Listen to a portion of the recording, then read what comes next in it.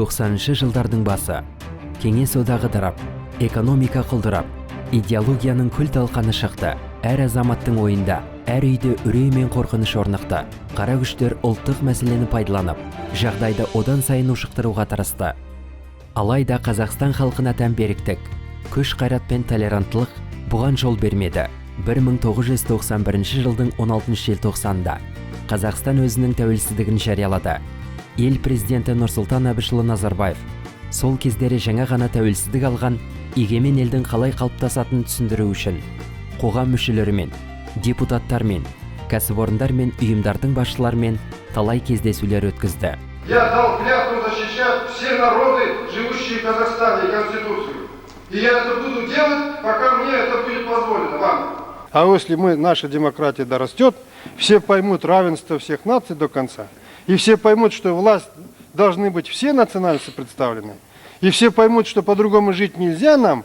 Я как-то применил слово, говорю, мы в Казахстане в добром понимании этого слова обречены жить вместе. В хорошем понимании этого слова. Это счастье наше. Халықтың бірлігін нығайту үшін, әр түрлі ұлт тілдерінің еркін дамуына, Қазақстанда тұратын барлық этностың мәдени мұрасы мен салт дәстүрінің сақталуына жағдай жасау қажет болды.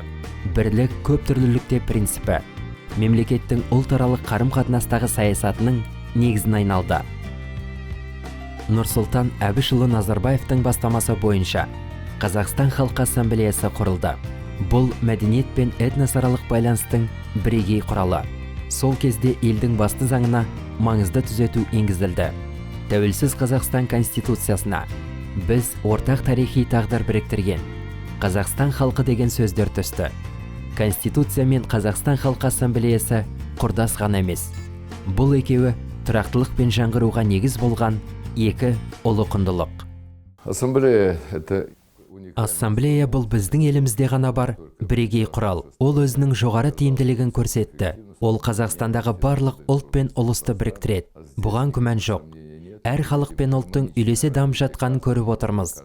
Оған көп ұлтты мәдени орталықтар, тілдерді дамыту, мектептері дәлел. Адамдар басқа халықтардың мәдениетін зерттей отырып, баи түседі. Другого народа становится духовно богаче.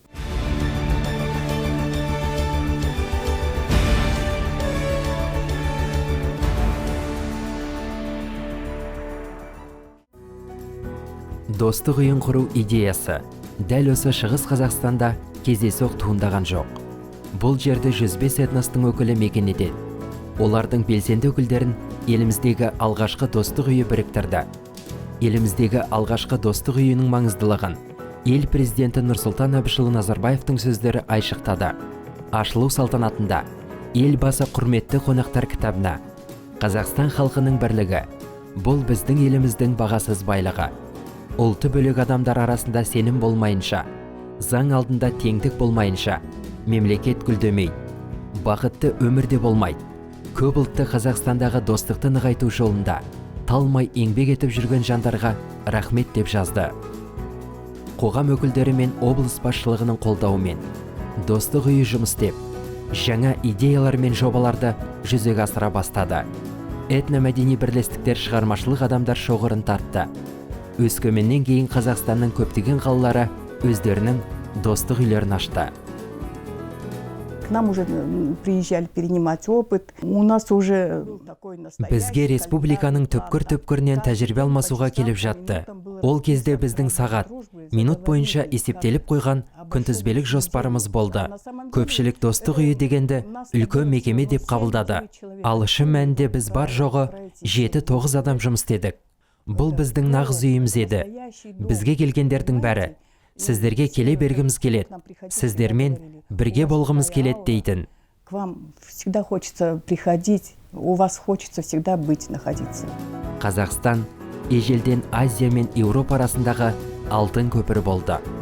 Ал күні бүгін бірлесе бейбіт өмір сүріп жатқан көптеген этнос өкілдерінің екінші отанына айналды. Нет равнодушных людей по отношению к нашему. Біздің достық үйіне бей-жай қарайтын адам жоқ. Біз оны ашқанда Ақын Чистяков. Мұнда таныстық қызметтен басталмайды. Жұрттың жүзінен күлкі кетпейді. Адамдар шынайы достыққа ұмытылады деген еді. люди тянутся к истинной дружбе, открывая друг другу сердца. Қазір Шығыс Қазақстанның 14 қаласы мен ауданында өздерінің достық үйі бар. Облыста 115 этномәдени бірлестік жұмыс істейді. Өскемендіктер үшін ертістің сол жағасындағы этнографиялық ауыл бейбітшілік пен келісім символына айналды. Ол көп ұлтты Шығыс Қазақстанның тарихи байлығын сақтауда үлкен рөл атқарады. Және оның республикада баламасы жоқ. Ауылдағы үйлер, қоныстар, материалдар, тұрмыстық заттар мен киім-кешекте тарихи шындыққа үйлеседі. Бір көшеде 17 үй жай орналасқан. Олардың конструкциясы мен жабдығы түрлі этностардың дәстүрлі үйлерін еске салады. Это уже состоявшийся объект, он пользуется большой популярностью, большим спросом. Бұл объект жастың да, кәрінің де қызығушылығын тудырады. Басқа халықтардың мәдениетімен танысу үшін Татарстанға, Әзірбайжанға, Арменияға барудың қажеті жоқ. Тек осындағы объектіге кірсеңіз жеткілікті. Бір-бірімізді неғұрлым жақсы білсек, әр этностың мәдениетін соғұрлым танимыз, соғұрлым байи түсеміз. Себебі әр ұлттың өзіне тән ерекшелігі бар. Культурные грани каждого этноса, тем мы будем только богаче. У каждого есть какая-то изюминка своя. Ұлтаралық келісімді нығайту жұмысы жан-жақтылықты талап етеді. Дәл осы себепті Шығыс Қазақстан Халқы Ассамблеясында алғашқылардың бірі болып ғылыми сараптамалық кеңес ашылды. Ол облыстың ғалымдарын біріктіріп, елбасының елді жаңғырту идеясын дамытуда зияткерлік алаңға айналды. 2001 жылдан бастап облыстық достық үйінде Шығыс Қазақстан халқының тілдері мен мәдениетін жаңғырту мектебі жұмыс істеп келеді. Мұнда әр адам өз ұлтының немесе өзге ұлттың тілін, мәдениеті мен салт дәстүрін үйрене алады. Ал мерекелік дастархан басында көп ұлтты хор халықтардың әр кезеңдегі сүйікті әндерін шырқайды.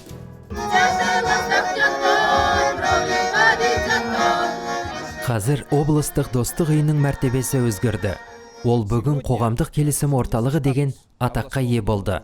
Бұған қоса біз әлі де ұлттардың тілін, мәдениетін, салт дәстүрін зерттеу, сақтау, дамыту жолындағы жұмыстарды жалғастырып жатқандықтан, медиация, қайырымдылық қызметін үйлестіру, жаңа қоғамдық институттар, қоғамдық келісім кеңесінің, аналар кеңесінің жұмысын ұйымдастыру сынды жаңа бағыттарға көңіл бөлінуде. Работу новых общественных институтов, советов общественного согласия, советов матерей.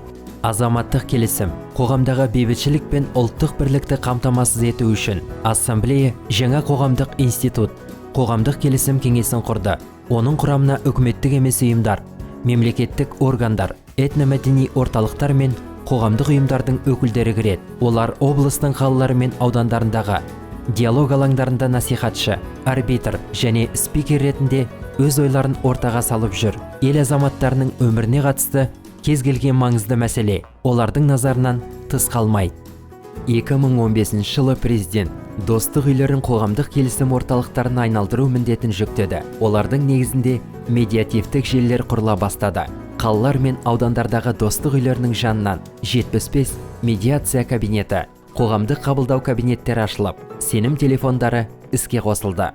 Мы, медиаторы, постараемся. Біз әр отбасының, әр үйдің, әр еңбек ұжымының мүшелері, әр қаланың, әр ауылдың тұрғындары медиацияның не екенін білгенін, әр үйді еліміздегідей бейбітшілік пен келісімнің болғанын қалаймыз. 2017 жылдың сәуірінде Шығыс Қазақстан Халқы Ассамблеясы жастарының алғашқы форум өтті.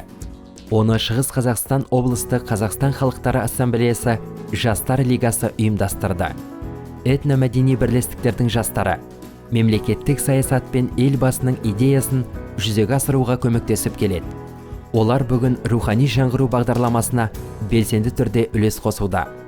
Осы бағдарламаның арқасында ассамблея жаңа деңгейге шықты. Қасиетті жерлер мен рухани құндылықтар, туған өлке мен танымал жерлестеріміз республиканың мақтанышына айналуда.